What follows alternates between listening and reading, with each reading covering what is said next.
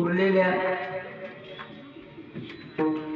16 मिनिटाच्या आत आपण सेवा संपतो. खरं म्हणजे 7 ते 9 हा त्या वक्त्याचा टाइम असतो, ते 6:45ला सुरू व्हावं असं.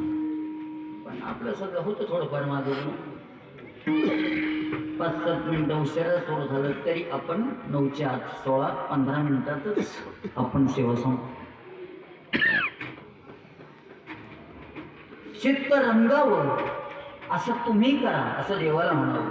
तुझ्या पायाजवळ स्थिर व्हावं, प्रपंचात असावं, पण तो प्रपंच आज जाऊन येतो त्याचा पूर्व ओसरावा. देहावर परक्याची सत्ता नसावी आणि आत्म्यावर विकारांची सत्ता नसावी. आणि मग हे सगळं का करायचं तर शेवटच्या कडव्यात तो कोबड्या सांगतात, किडा कोणाला नको आहे, बदलागे दुःख व्हावे आईसे कोणी भावीना जीवे. असं वाटत नाही बाळासाहेब कोणाला, मग माझं दुःख नको ना मला, मग ते किडा नको ना, मग त्यासाठी एकच उपाय, लटिके ते फेडा. म्हणजे नेमकं कसं 10-5-7 मिनिटात समजून सेवा करतो. विठाला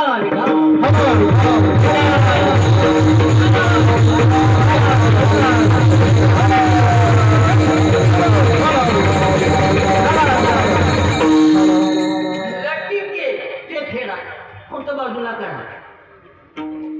आणि आजच्या काळात ते सगळ्यात अवघडे ऐका कलेचे महिमान असं त्याशी जे लटक खोट आहे ना त्याच्यात समाधान ते रुची असं असं असं आहे. ते खोटं बाजूला करा आणि खरं खोटं करणं एवढं सोपं नाही. छोटा दृष्टांत हे वाटतं. दररोज आपल्याकडे एवढा मोठा अन्नप्रसाद देणारे दातृत्व संपन्न मंडळी आहेत. अगदी येवलेचे रूप एवढे महाराज, गॅसची बत्ती नाही का, दादा पाटील थकले, आप्पाजी पाटील तर सोडूनच गेली आपल्याला. त्यांच्याबरोबर बरीचशी माणसं गेली, बरीचशी युवा मंडळी गेली. चिरंजीव धनंजयनं पहिल्याच दिवशी त्यांना दिवंगतांना श्रद्धांजली समर्पित केल्याचं मला नवनाथने सांगितलं. विशेष म्हणजे ही एवढी मिळविले माझी बालचमू चिरंजीव आकाश, ही सगळी त्याच्या समवेत असणारी सगळी मंडळी, टाळकरी गायक वादक चिरंजीव सुभाष असेल सगळी मंडळी. तुम्ही आम्ही खेळीमेळी गदारोळी आनंद. खूप दीर्घ प्रवास करत करत ज्यांना हे रोप लावलं त्याच्यातले बरेचसे दिवंगत झाले. वल्ली बाबा गेले, आप्पा पाटलांची ज्येष्ठ बंधू नाही का, अशी बरीचशी माणसे गेली. आपणही त्यात रस्त्याच्या वाटसर आहोत, पण काही जाताना आवेळी त्याच्या वेदना आहेत नाही का. चिरंजीव देशमाने असेल नाही का, राजू असेल. पण आता हा शेवटी समय अशी साधारण एवढा मोठा सुवर्ण महोत्सव आपण संपन्न केला. इथे काहीच नव्हतं, तिथे सुद्धा तसं व्यवस्थित नव्हतं नाही का. आपण चक्का तिथे सुरू केला. पण दररोज अन्नदान देणारी, मुंबईला स्थित असणारी गावातली आपण तुम्ही आम्ही खेळीमेळी अत्यंत मोठं भव्य असं नाथांचं काम चाललंय. भैरवनाथांचं आपल्याकडं संगमरवरामध्ये संगीतनं मला तसं ते गाठभेट झाल्यावर मग बोलणे होतं आपल्या सगळ्यांशी. वास्तविक खरं ही आपल्या माणसाच्या आयुष्याच्या परिपूर्ततेची खरी निशाणी लक्षात ठेवा. आपण तर आपल्यासाठी करतोच नाही का, पण तन मन धन आपण देणं लागतो देशाचं, देवाचं, समाजाचं देतात. आणि धनंजय वाढण्याचं काम नाही का, नुसतं देऊनही भागत नाही, नाही कळलं. अत्यंत चांगल्या प्रतीच्या भगिनी आपला सगळा समाज नाही का सेवाभावी वृत्तीनं अन्नप्रसादाच्या वितरणाचं काम होत आहे. अतिशय चांगलं नाही का, जे दिसत नाहीत नाही का, सगळा पैसा गोळा करणं, त्याच्या पावत्या फाडणं, त्याचा हिशेब ठेवणं, लिखापडी करणं, तेही एवढं सोपं सामान्य नाही. लक्षात ठेवा नाही का. कारण आपल्या सगळ्यांना माहिती आहे 50 कोटी मंजूर झाले तर आपल्या हातात 15 कोटी येतात नाही कळलं. असं नाव नाही सांगत तुम्हाला, पण मी त्या तिघाट पडलं म्हणतो असतो मोरदी 15 गावायला, पण तुला हे खेळावं लागलं नाही कळलं. असं हे एवढं सोपं नाही. म्हणा हे सगळं आपण करत आलो नाही का. अतिशय चांगला स्वर, मृदुंगाचा तार, हे सगळं आपलं सगळ्यांचं मनावर तेवढं अभिनंदन. विशेष म्हणजे आजचे कीर्तनाचं जे सौजन्य आपल्या गावच्या कन्या अतिशय चांगल्या पदवीधर पोस्टवर गेल्या. आणि आपलं सर्वांचं ते भूषण आहे, क्षेत्र कोणतंही असू द्या, आपली मुलं मुली ज्या ज्या विशेषता आत्मसात करतील ते आपले अलंकार आहेत. लक्षात ठेवा, आपलं भूषण आहे. अलंकार म्हणजे फक्त सोनच नाही, हे एकंदरीत आपण हे सगळं सौजन्य वगैरे हे सगळं असं करतच असतो नाही का. मातोश्री गेल्या, पण मी कार्यक्रमाला असल्यामुळं मला येताही आलं नाही, मला संपर्कही नंदेचं तसं झालं.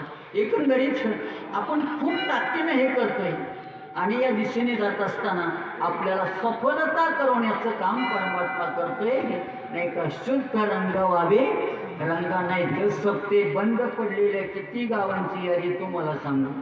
त्याचं कारण असं आहे, एकदम कुणीतरी नवीन ते हातामध्ये घ्यायचं आणि मग त्यांच्या ठराचं असा सप्ताह झाला पाहिजे, पुन्हा सप्ताह असे किती गाव राहतात मला बरेच वेळा लोक म्हणतात मानले महाराज 51 वर्ष, पण नाही का म्हणलं ते आहे बा काही कसं जमलंय म्हणलं माहिती नाही कळलं का अजून पोरं भेटतात विसरत नाही हे नाही का ज्यांनी माझ्यापेक्षा मला जे पितृतुल्य होते नाही का पाटील वगैरे ही सगळी माणसं बरीचशी काही एकंदरीत आपण इथपर्यंत येत असताना प्रवचनकार कीर्तनकार हे जे आपल्याकडं नाही का हे काही का होईना मी मगच सांगितलं शेण पडलं ना नाही का फार नाही पण काही का होईना यासाठी आपण ग्रंथांचं अध्ययन करतो नाही का यादसाठी जपयासाठी व्यासे ही अमोप ग्रंथ केले नाही का फारसं शिक्षण वगैरे जिथे होता ते असं नाव काढायला वगैरे नाही पण ताकद लावून त्याने ते संगीताचं हे सगळं आत्मसात केलं आपण व्यापातून आणि ही आपली प्रपंच करता करता आपण ते प्रपंच आज जाऊ दिलं नाही ओसरो चित्त तुझे पायी मोरो ही विशेषता फक्त लटिके ते फेडा एवढं सांगून सेवा वाटतं विठाला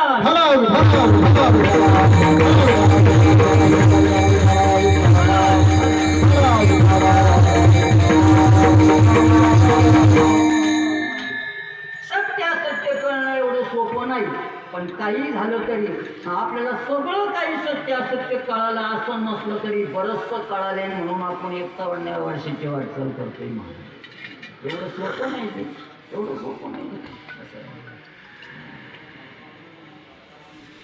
कायम वारी करणारा एकादशी करणारा सुद्धा गुलाबजामुन पाहिलं नंतर चोच शेजारी त्याला म्हणतो तो म्हणतो वारायमाची एकादशी ना त्याला काय होते तुम्हाला माया मनात तिची बळी घालते एवढं सोपं नाही ते टिकणं पण लटिके ते फेरा मर्यादा पुरुषोत्तर रामचंद्राने ठरवलं आता आपल्याला आक्रमण करायचे आज ज्याला सिरल म्हणतो त्याला लंका म्हटलं जातं लंकेवर आपल्याला आक्रमण करायचं रावणाशी युद्ध करायचे आईसाहेबांना घेऊन यायचे आपल्याला पण त्यासाठी पूल बांधायचा होता आणि कोणतंही काम करताना आधी पूजा अर्चा करावी लागते मग अभिषेक करायचा पूजा करायची मग पूजा करायची म्हणलं त्याला पुरोहित पाहिजे सांगणारा पाहिजे ना जो पूजा करून घेतो त्याला म्हणतात यजमान आणि जो पूजा सांगतो त्याला काय म्हणतात काय पुरोहित मग आता यानं काय केलं निरोप पाठवला कोणाला रावणाला निरोप पाठवला आणि रावणाला सांगितलं तुम्हाला पूर्वीसाठी बोलवले पुरोहित म्हणून नाही रावण आला रामाकडची सगळी लोक म्हणली पूल बांधायचे आक्रमण करायचे त्याला मारायचे सीतामाई त्याने नेली पूजा सांगायला कोणाला बोलवले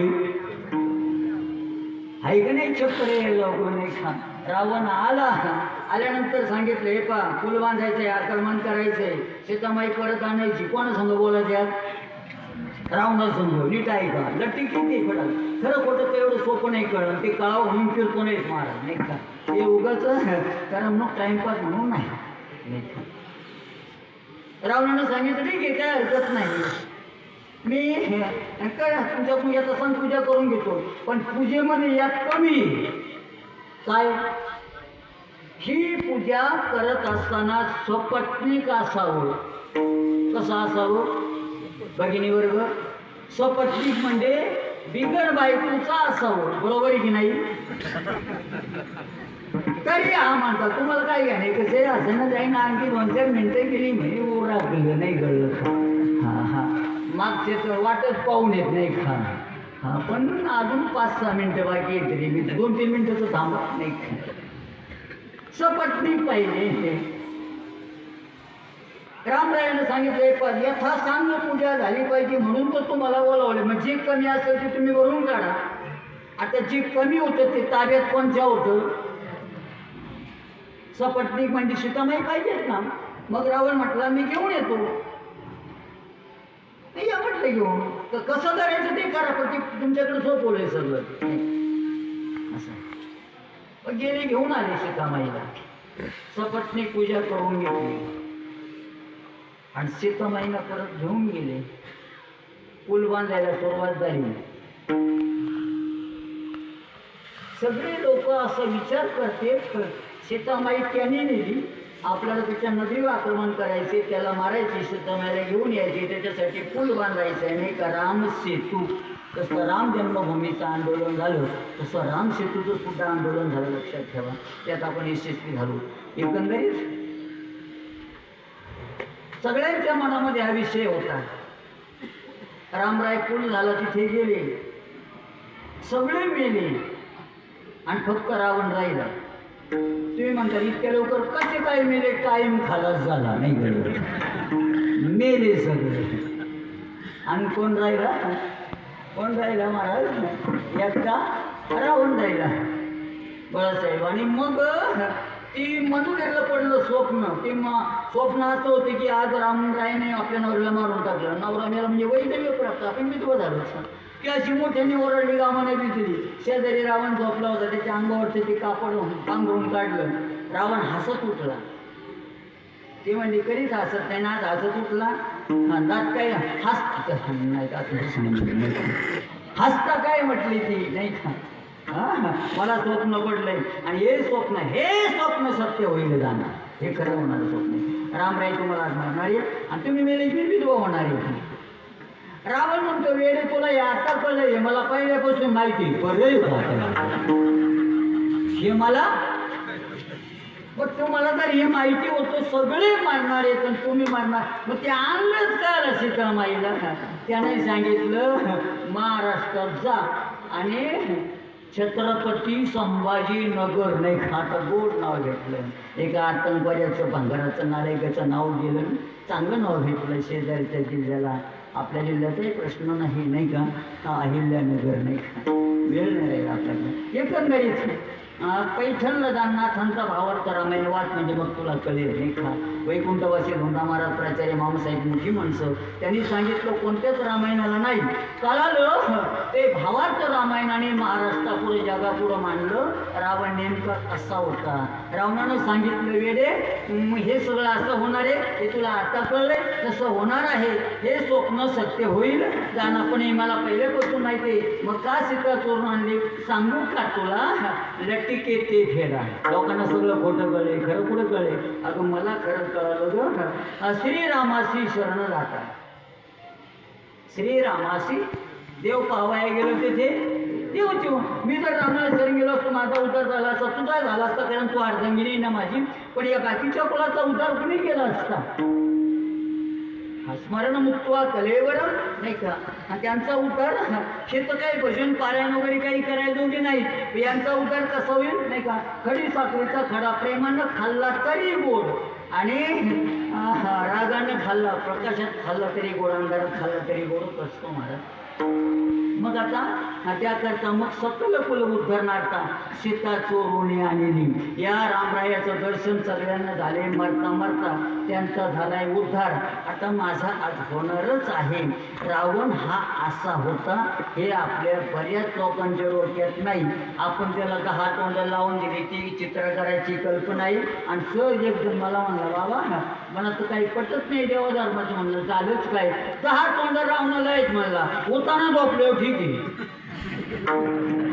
आणि कुशीवर झोपल्यावर ते जावं तोंड कितीवर जाईल म्हणला. आणि 5व्या तोंडाचं खाली काय होईल नाही कळलं का? त्याला म्हणलं, अरे त्याला एकच तोंड होतं पण आता पुढं तोंड वाजायला येतो म्हणलं नाही का? आणि त्याला दश शिर म्हटलं जातं. शिर याचा अर्थ आहे शास्त्र. दश म्हणजे 10, तो 6 शास्त्र आणि 4 वेद पारंगत होता, म्हणून त्याला ते तसं विशेषण लावलं जसं गयाचे द्वारी सोन्याचा. असं हे सगळं. आता मी थांबतो कारण तुम्ही म्हणता की अर्थ गाऊ लागलं काही नाही का? लटिके ते फेडा नाही का? खोटं खरं खोटं पण एवढं सोपं नाही. तेव्हा मंदोदरीला कळालं, बाप रे नाही कळलं का? आपला नवरा एवढा विद्वान आहे. अगं आत्मोद्धार ईश्वर दर्शनाशिवाय नाही. त्या लटिके गेलं पाहिजे, मग पिढा जाते ग, मग सत्ता जाते दुसऱ्याची, मग चित्त रंगत आणि पायी मुरो अशी अवस्था प्राप्त झाली की आपण कृतार्थ होतो. ज्ञानेश्वर